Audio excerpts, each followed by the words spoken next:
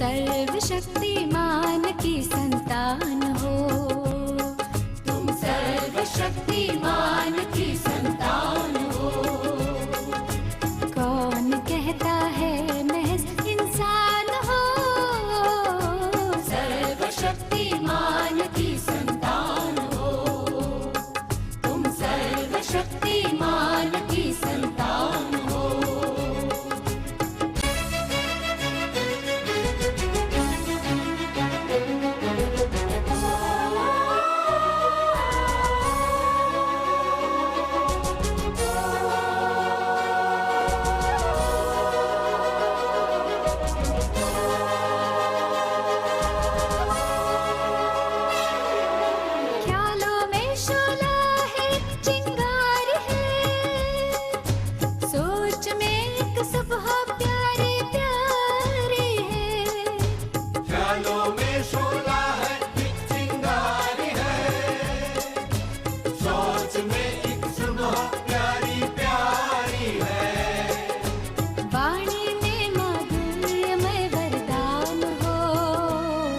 वरदान हो, सर्वशक्तिमान की संतान हो।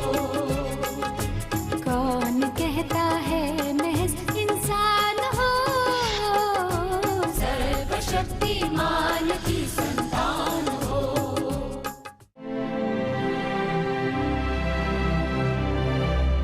प्रॉब्लम्स को बाय, हैप्पीनेस को हाय में मैं ईला आप सभी का वंदन करती हूँ। ब्रेन, मस्तिष्क हमारे शरीर का बहुत ही महत्वपूर्ण हिस्सा है। जिस तरह सीपीयू के बिना कंप्यूटर काम नहीं कर सकता, उसी तरह ब्रेन के बिना हमारा शरीर काम नहीं कर सकता। अगर हमें ऑफिस में काम करना हो तो हम ब्रेन का उपयोग करते हैं, अगर बच्चों को पढ़ाई करना हो तो वो ब्रेन का उपयोग करते हैं। हमारे दिनचर्या की छोटी से बड़ी ही चीज़ क्यों ना हो, हम ब्रेन का उपयोग करते हैं। तो आइए आज ब्रेन के विषय में बात करते हैं सिस्टर तृप्ति से। ओम शांति सिस्टर तृप्ति। ओम शांति। सिस्टर तृप्ति, हम हमारे ब्रेन का उपयोग पूरा दिन करते रहते हैं, तो उसकी देखभाल कैसे की जाए? Nothing ever happens in our life by accident or by chance. हमारे जीवन में जो कुछ भी हो चुका है या जो कुछ भी हो रहा है, वह हमारी चॉइस से हो रहा है। हम उसे चूज करते हैं, हम उसे डायरेक्ट करते हैं, हम उसे इन्फ्लुएंस करते हैं, हम उस बात को होने को अलाउ करते हैं। तो जो कुछ भी अभी मेरे साथ हो रहा है, यह मैं चूज करती हूँ, क्योंकि हमेशा ही मेरे पास ऑप्शंस होते हैं। पढ़ाई, जब बच्चे पढ़ाई करते हैं तब भी उनके पास ऑप्शंस होते हैं, वो चूज करते हैं। कल सुबह एग्जाम है, हम उन्हें कितना भी कह लें कि बेटा कल एग्जाम है, हमें अभी पढ़ना बहुत जरूरी है, पर वह बच्चा चूज करता है अभी ज्यादा पढ़ लें और एग्जाम को ज्यादा अच्छे से क्लियर करें। This is a choice that he can make. दूसरा ऑप्शन है नहीं, कोई बात नहीं, एग्जाम में भले ही कम मार्क्स आ जाएं, पर अभी तो बहुत जोर से नींद आ रही है। तो इन ऑप्शंस में वह चूज करता है और रिजल्ट भी उसके हिसाब से उसे मिलता है। तो इस प्रकार से हम अपने मन को यूज करते हैं, अपने ब्रेन को यूज करते हैं अपने कार्य में, चाहे वो ऑफिस में हो, घर में हो, स्कूल में हो, कहीं भी हो।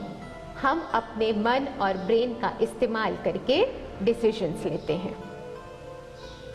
पर आजकल की इस भाग दौड़ की जिंदगी में क्या हो रहा है, हम जहां देखें बच्चों का सिलेबस बढ़ता जा रहा है, उन तक जो इंफॉर्मेशन पहुंच रही है वह इंफॉर्मेशन बढ़ती जा रही है।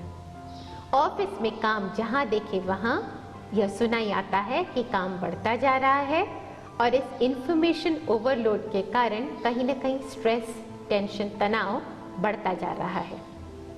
और हमने यह देखा कि जब हम बहुत सारी इंफॉर्मेशन ले लेते हैं इस मन में बहुत सारी इंफॉर्मेशन के साथ बहुत सारे थॉट्स जनरेट हो जाते हैं और जब ये एक्सेसिव थॉट्स ब्रेन तक पहुंचते हैं उसकी कैपेसिटी से बाहर, तो ब्रेन को उन्हें प्रोसेस करना कठिन पड़ जाता है। कहीं ना कहीं टू मच ऑफ इंफॉर्मेशन से माइंड की पावर, थॉट की पावर कम हो जाती है, विजडम कम हो जाता है। मशहूर कवि T.S. एलियट इन्होंने कहा है, man has lost life for wisdom, wisdom for knowledge and knowledge for information. तो आजकल के भाग दौड़ के जमाने में, आजकल के कंपटीशन के जमाने में जब हम बहुत सारी इंफॉर्मेशन लेने की कोशिश करते हैं तो इस इंफॉर्मेशन लोड से हमारी mental capacity, mental potential, mind power, thought power impact होती है और हमारा विजडम लेवल यह भी इम्पैक्ट होता है। तो हम अब यह जान गए हैं, too much of information is not good for my wisdom, it is not good for my mind and ultimately it is not good for my life। हमारे शरीर में 80 ट्रिलियन सेल्स होते हैं। इस शरीर में 8 ऑर्गन होते हैं और 8 सिस्टम होते हैं। इन सभी सिस्टम्स में एक महत्वपूर्ण सिस्टम है सेंट्रल नर्वस सिस्टम और इस सिस्टम से रिलेटेड महत्वपूर्ण ऑर्गन है ब्रेन। हमारा यह ब्रेन 2 पार्ट्स में डिवाइडेड है, अपर ब्रेन एंड लोअर ब्रेन। और अपर ब्रेन भी 2 पार्ट्स में डिवाइडेड है। एक होता है लेफ्ट ब्रेन माना लॉजिकल ब्रेन, दूसरा है राइट ब्रेन माना creative brain. Left brain, logical brain, यह क्या करता है, नंबर्स को, वर्ड्स, सीक्वेंसेस, सेंटेंसेस, इन सब बातों को याद रखता है। और राइट ब्रेन, क्रिएटिव ब्रेन क्या करता है, colours, images, pictures, music, movie, emotions, feelings, इन सब को स्टोर करता है। और हमारा जो लोअर ब्रेन होता है, इस ब्रेन से जुड़ी होती है रीढ़ की हड्डी, स्पाइनल कॉर्ड। और इस लोअर ब्रेन से और इस स्पाइनल कॉर्ड से जो नर्व्स निकलती हैं, ये नर्व्स हमारे बॉडी के सभी ऑर्गन्स तक पहुंचती है। हमारी बॉडी के सभी हर एक सेल तक ये नर्व्स पहुंचती है। इसीलिए पैर में अगर कोई चींटी भी काट ले तो तुरंत हमारे ब्रेन को पता चल जाता है और इस ब्रेन के थ्रू हमारे मन को पता चल जाता है। और फिर मन क्या करता है, मन फिर से इंस्ट्रक्शन देता है हमारे ब्रेन को कि इस चींटी को हाथ से हटा दो। और ब्रेन क्या करता है, ब्रेन हमारे हाथ को इंस्ट्रक्शन देता है कि चींटी को हटा दो।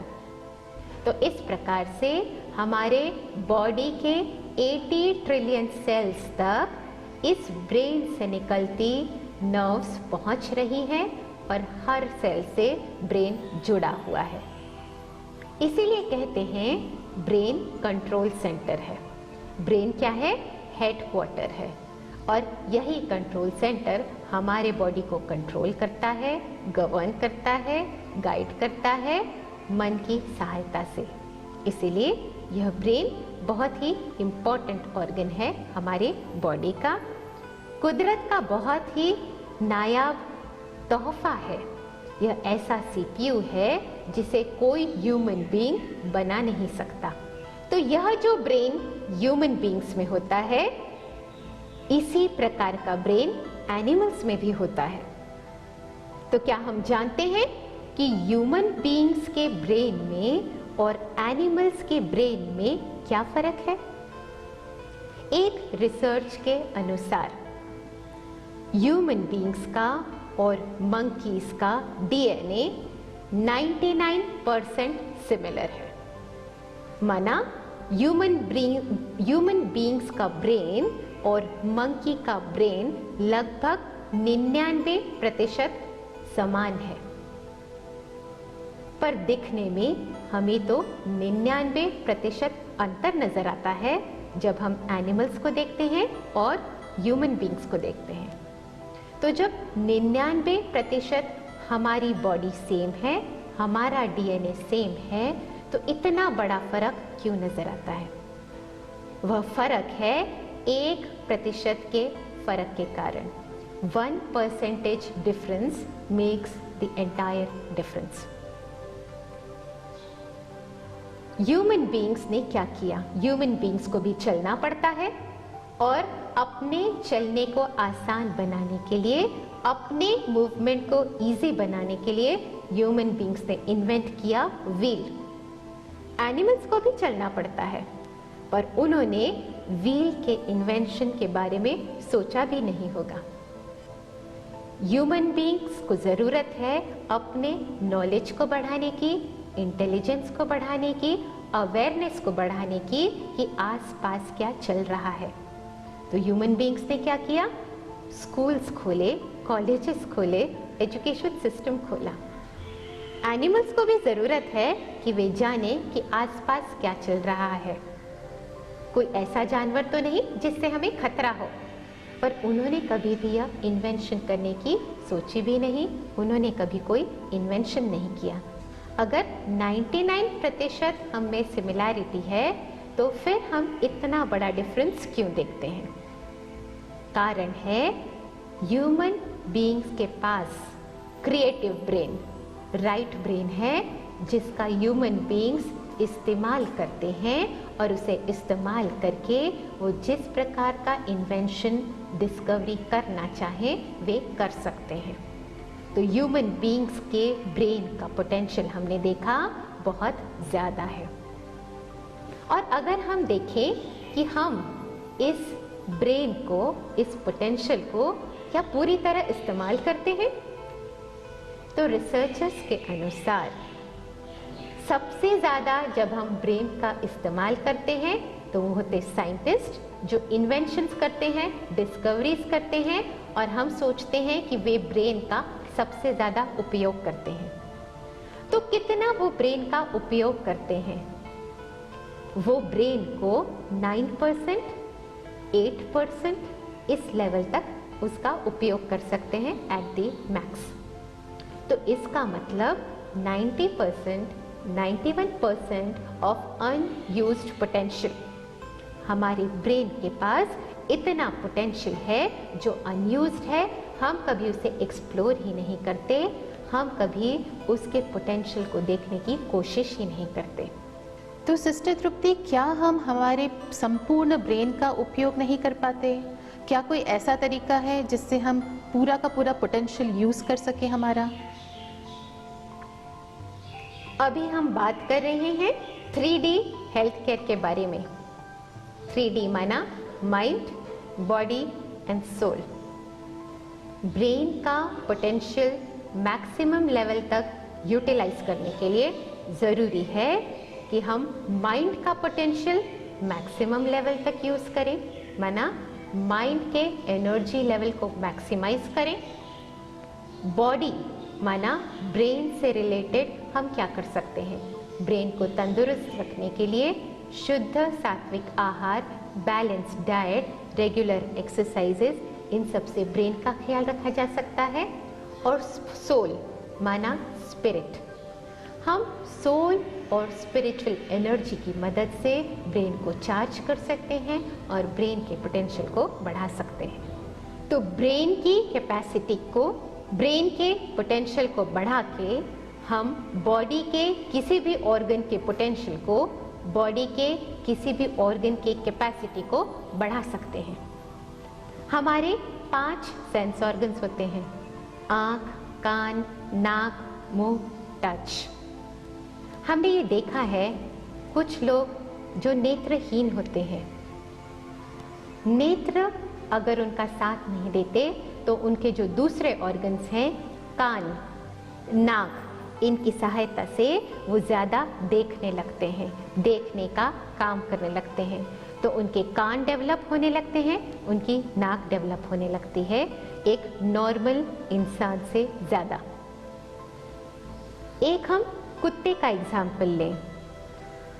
एक डॉग या एक कुत्ता, उसमें खासियत होती है कि वह सूंघ करके चोरों को भी पकड़ सकता है, डाकुओं का भी पता लगा सकता है।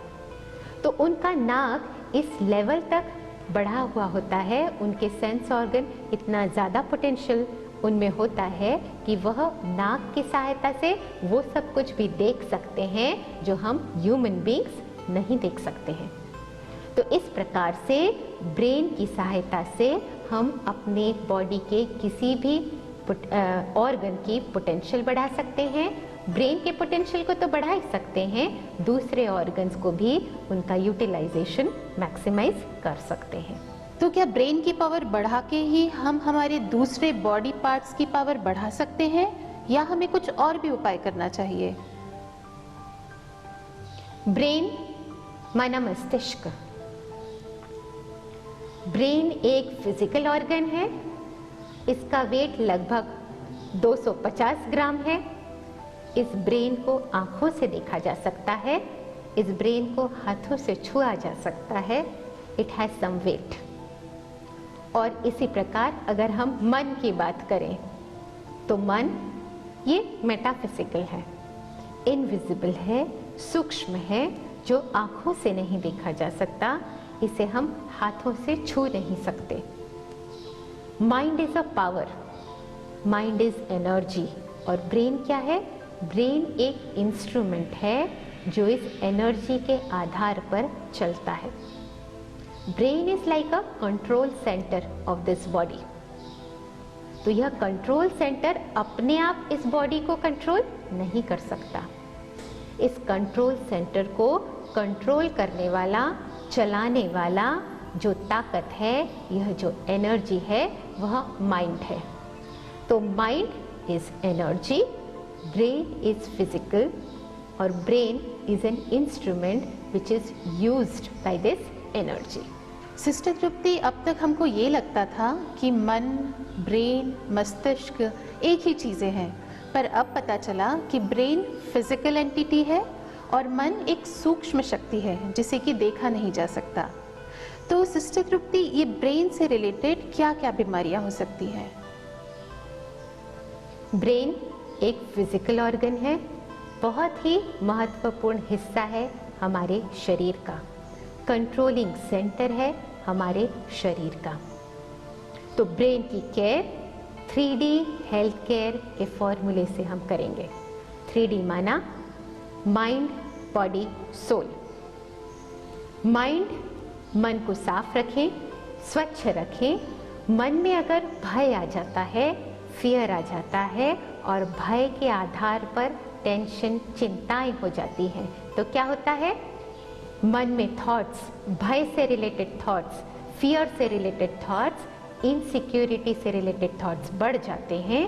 और जब ये इंक्रीज नंबर ऑफ थॉट्स पहुंचते हैं ब्रेन के पास प्रोसेसिंग के लिए, तो ब्रेन अपनी क्षमता से ज़्यादा उसको प्रोसेस करने लगता है।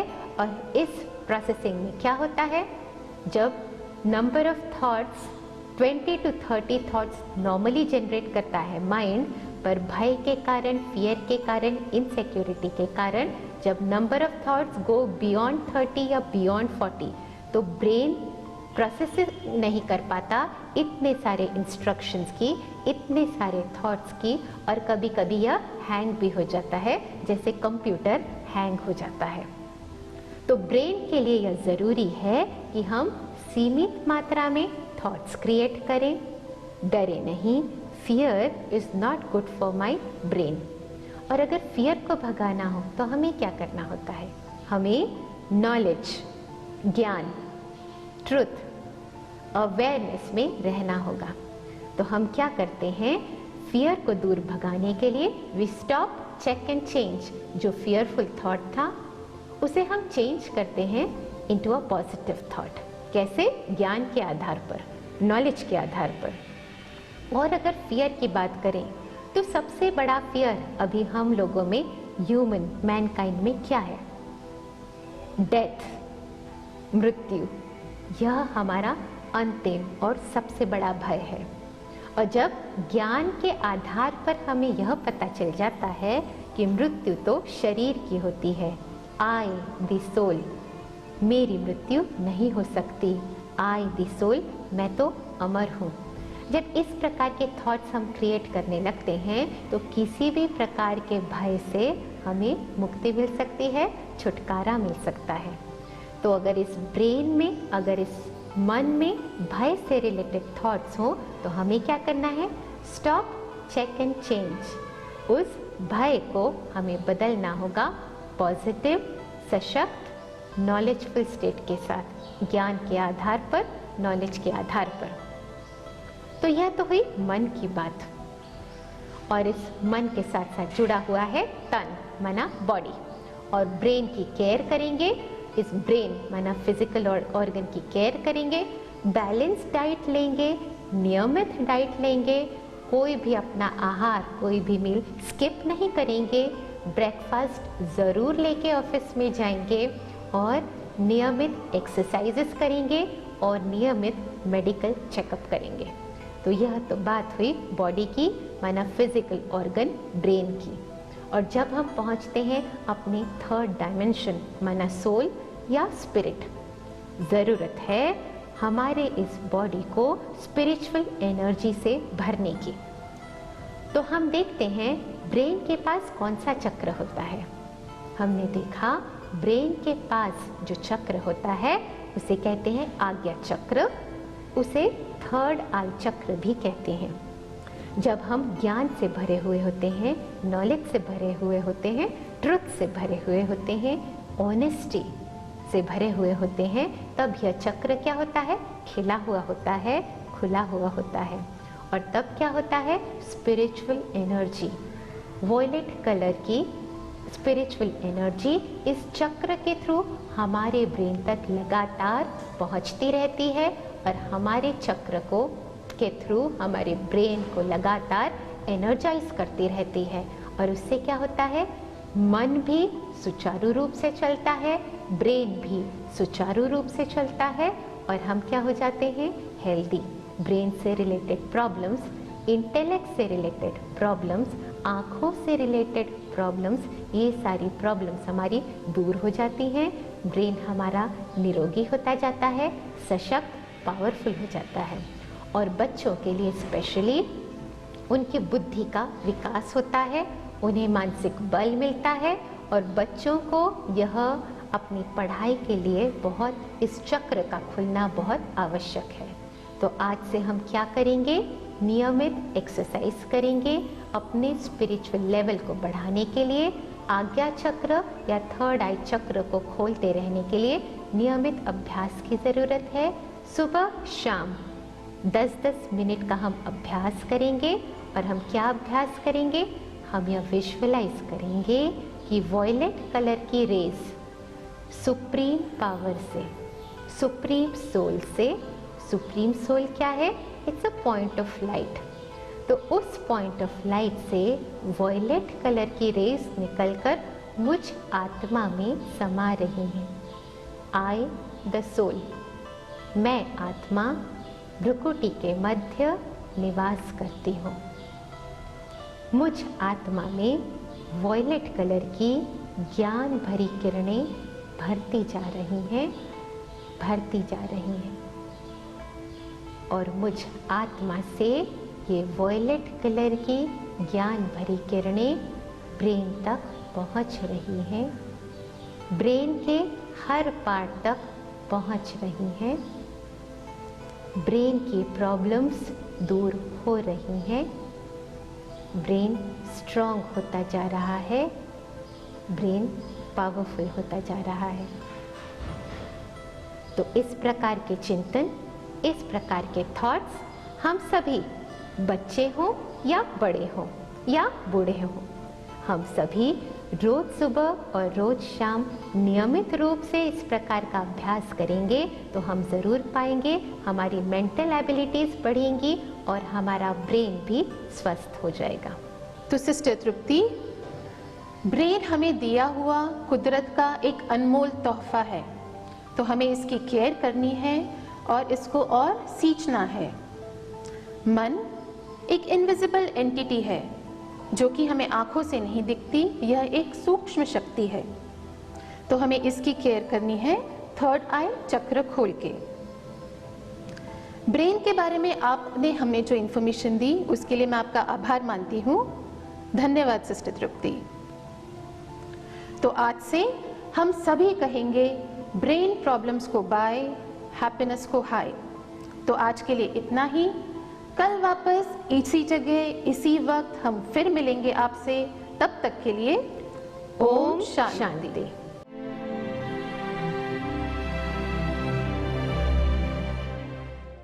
मैं 3 साल की थी। मेरे पिताजी और माताजी प्लेग की दुर्घटना से देहांत हुए। मुझे मेरे मामा ने संभाला, बड़ा किया। फिर 2001 साल में मेरे बड़े बेटे का रोड के दुर्घटना से देहांत हुआ। फिर 2005 में मेरे पति भी किडनी फेल होने से देहांत हुआ। मेरा पति का भी देहांत हुआ। फिर मैं ब्रह्मा कुमारी से संस्था से जुड़ गई, मेरा ज्ञान मिला।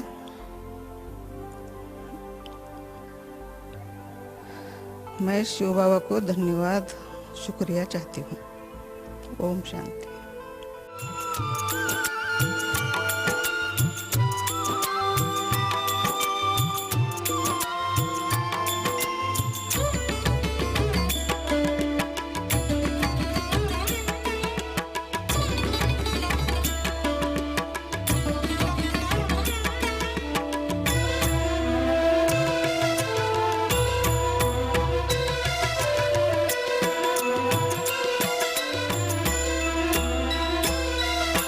शिव अनादि है, शिव अनंत है, जीवन मधुबन शिव बसंत है।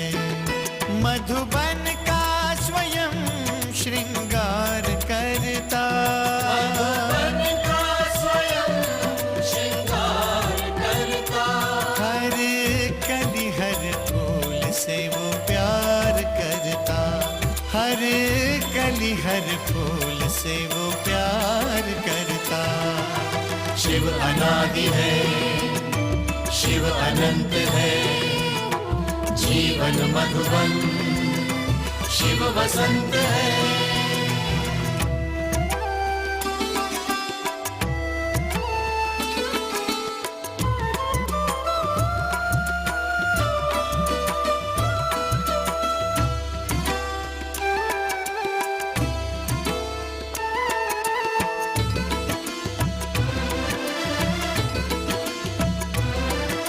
शिव है सूर्य, हम सूर्य की किरणें,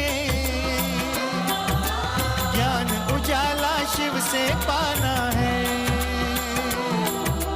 सत्यम शिवम सुंदरम। यहाँ वहाँ हम कितना ही भटके, शिव ही अंततः सबका ठिकाना है। सत्यम शिवम